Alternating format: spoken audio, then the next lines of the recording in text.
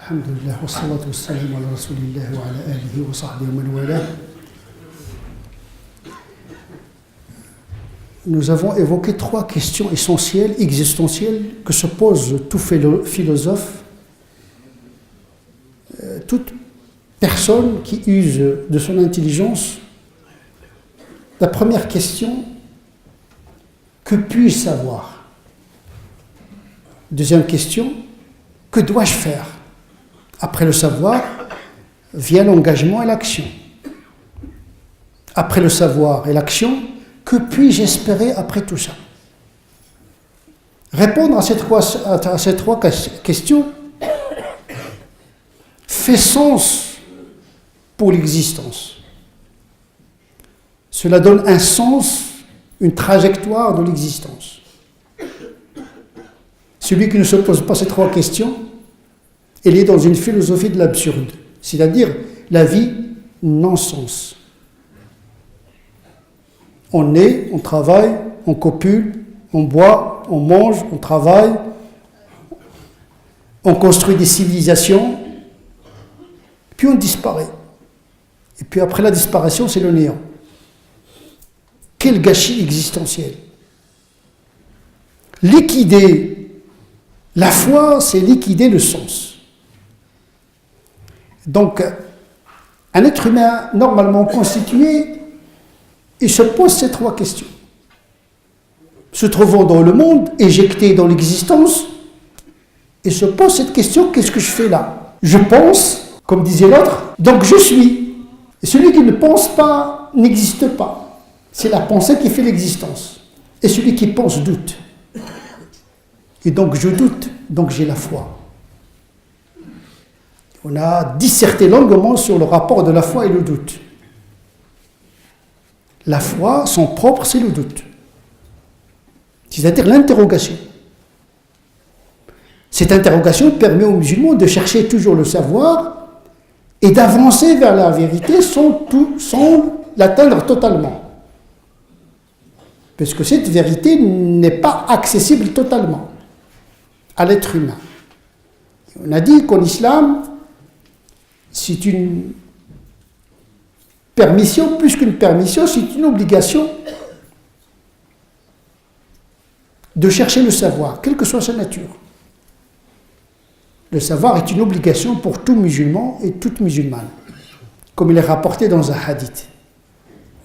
Celui qui ne cherche pas à savoir, c'est quelqu'un qui a choisi la paresse. C'est comme quelqu'un qui a une voiture qu'il n'utilise pas, et à force de la négliger, il rouille, il s'atrophie. Et le cerveau, c'est comme un muscle. Plus on le fait travailler, plus il devient performant. C'est dommage d'avoir un outil et de le laisser de côté et privilégier le fait de sous-traiter la pensée. Penser à travers l'esprit de l'autre, le cerveau de l'autre. Beaucoup d'êtres humains sont dans une logique panurgiste, les moutons de Panurge. L'esprit de troupeau, comme disait Nietzsche. Ou bien Gramsci qui dit l'homme collectif, l'homme du troupeau.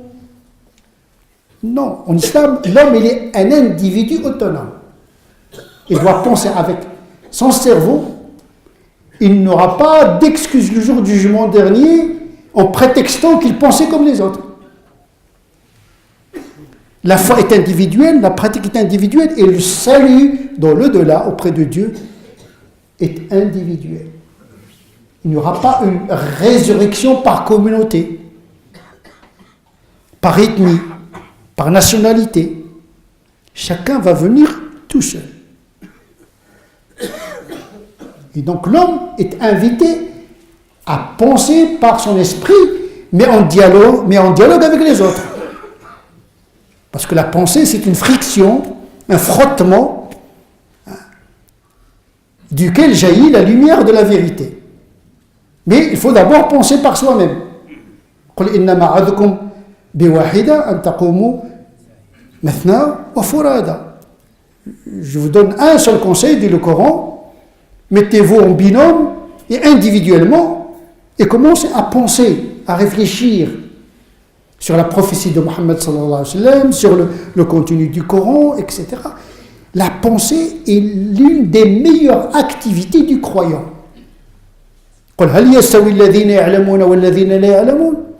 pas celui qui sait, celui qui ne sait pas. Ils ne sont pas dans le même niveau. Mais attention, chacun peut accéder à un savoir qui est singulier, propre à lui. Le savoir ici, ce n'est pas l'intelligence mathématique, ni l'intelligence physique. Il y a un point commun en matière d'exercice de la pensée partagé par toute l'humanité. Ce qu'on appelle la sagesse, la raison raisonnable, pas la raison intelligente. Parce qu'on peut être intelligent et égaré. Attention, je parle de la pensée en termes de quête de la sagesse. Et cette sagesse, elle est forcément métaphysique, mawara al-madda, derrière les phénomènes. Et une sagesse qui transforme le comportement. Parce que le savoir qui n'améliore pas la condition spirituelle ou morale du connaissant est une science vaine. Nous avons dit que l'islam, il encourage le savoir, mais un savoir qui doit, à un moment donné, aboutir à la foi. La raison doit faire son travail jusqu'à la porte de la foi. Il entre dans la porte de la foi par le biais de la révélation, et là, il découvre une raison sans frontières. La foi est une raison sans frontières. Mais attention, quand on entre dans l'islam, on ne laisse pas la raison dehors. On n'entre pas dans la mosquée en mettant sa raison dans la poche. On doit vérifier ce que dit l'imam, parce qu'il se peut que l'imam dise n'importe quoi. Il ne s'agit pas de manipulation mentale, parce qu'il y a des imams qui sont manipulés mentalement et ils manipulent les autres mentalement parce qu'ils diffusent une information non vérifiée. Il prend un verset, un hadith, il le tourne en boucle comme un algorithme qui tourne en rond, et les gens tombent dans la répétition sans réflexion. Si vos parents ne connaissaient rien, il faut s'arracher à l'habitus collectif. Il faut résister au mimétisme et au suivisme. Chacun sauve sa peau.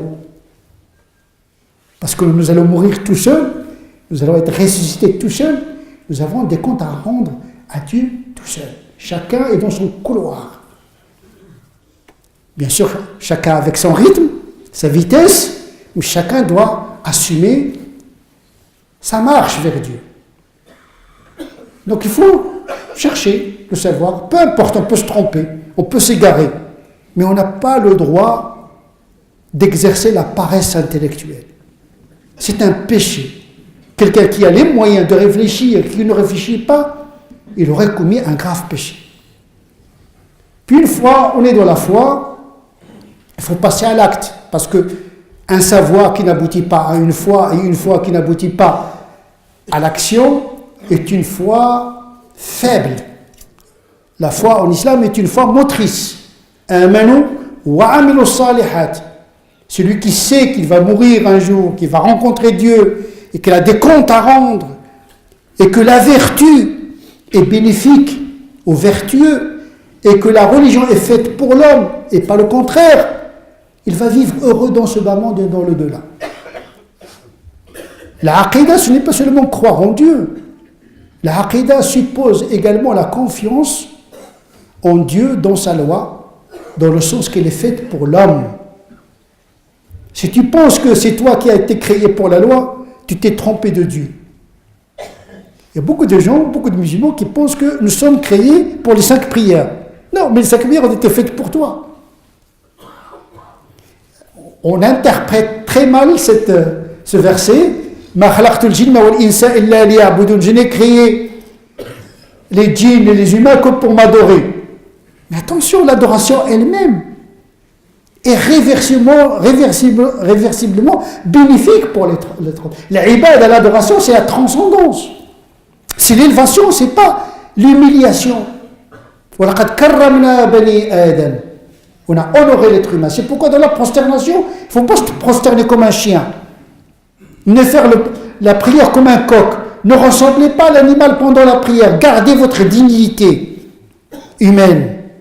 La prière, ce n'est pas une humiliation, c'est une humilité qui agrandit l'être humain.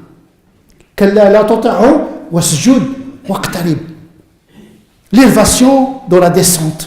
Parce que là, on est dans la mécanique quantique. Il n'y a pas d'espace, il n'y a pas de temps. Ce n'est pas un rabaissement. C'est une élévation. Le jeûne également. C'est la liberté de dire non. C'est se libérer de la tyrannie des pulsions. C'est la victoire sur l'estomac et les organes génitaux. C'est la force de l'esprit sur l'instinct. C'est l'imitation des anges. Donc le jeûne est fait pour toi. La privation n'est pas un but, c'est un moyen d'accéder à l'émancipation de l'esprit par rapport à la pesanteur biologique du corps. Toutes les pratiques s'expliquent dans le sens qu'elles sont utiles, le maslaha. Dieu n'ordonne pas l'arbitraire et l'absurde. Il n'éprouve pas les foi des croyants comme ça pour embêter les croyants. Dieu ne cherche pas à embêter les hommes. يريد أن يتوب عليكم يريد الله بكم اليسر ولا يريد بكم العسر. Dieu, il se rapproche à nous par sa révélation, par sa douceur, l'utf, afin de se rendre accessible à l'homme, afin de mener l'homme vers la transcendance et l'absoluité de ses attributs. Donc l'islam, c'est le paradis, ici, maintenant.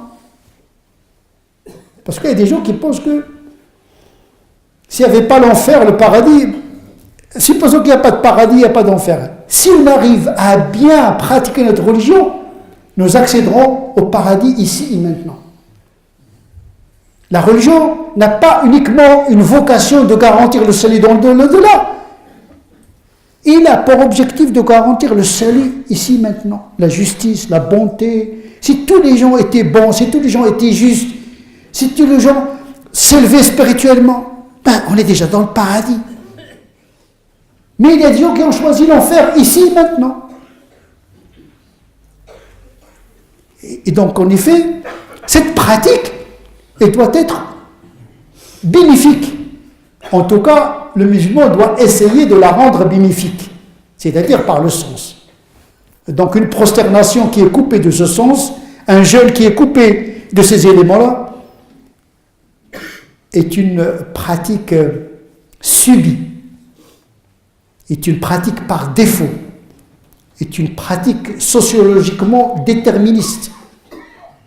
C'est-à-dire que tu ne choisis pas l'adoration, tu la subis.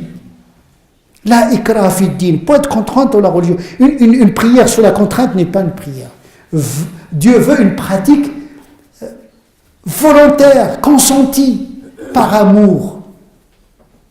Une pratique qui contient de l'amour, un amour réversible, parce que Dieu a créé l'univers par amour. Il aurait pu se contenter de son essence, il n'a même pas besoin d'anges, il n'a pas besoin de...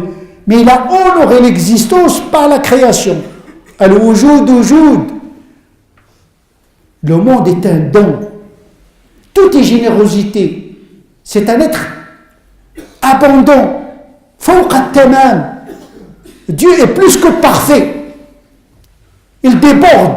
Il ne se contente pas de son être, mais son être déborde de générosité. Donc nous sommes ce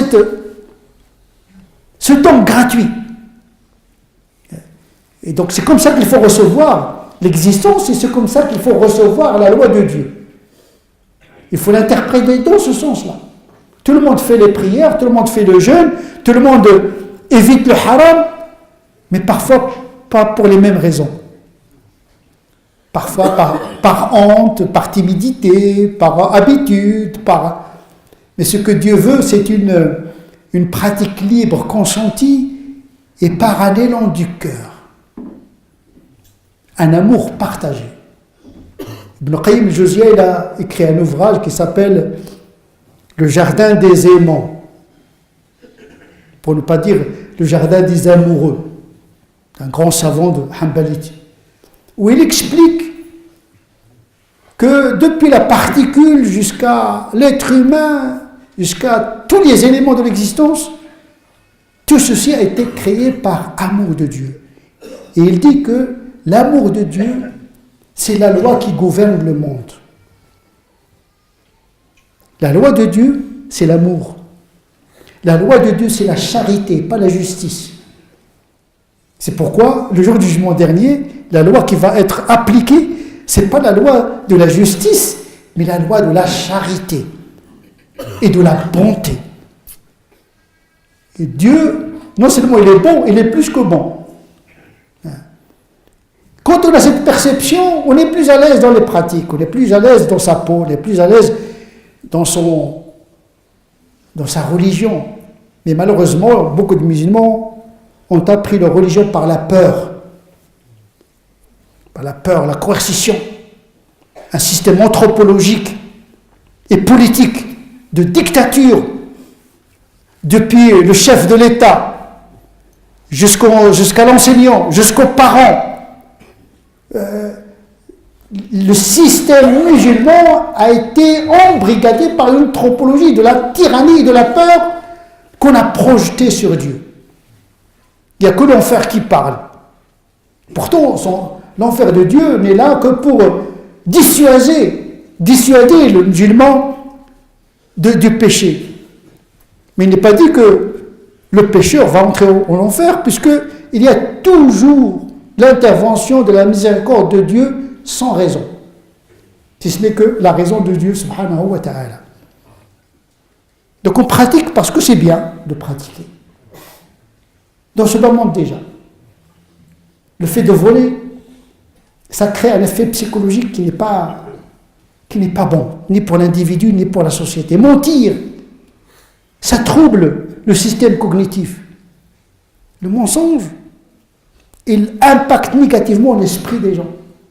L'injustice, elle est dévastatrice pour l'individu par la collectivité. Être juste. Toutes ces vertus sont rentables matériellement, économiquement, politiquement, sociologiquement. Appliquons la loi, mais à condition de bien la comprendre, bien l'interpréter, bien l'appliquer. Donc nous aurons l'islam que nous méritons. Il nous reste la troisième question, répondre à la question de l'espérance.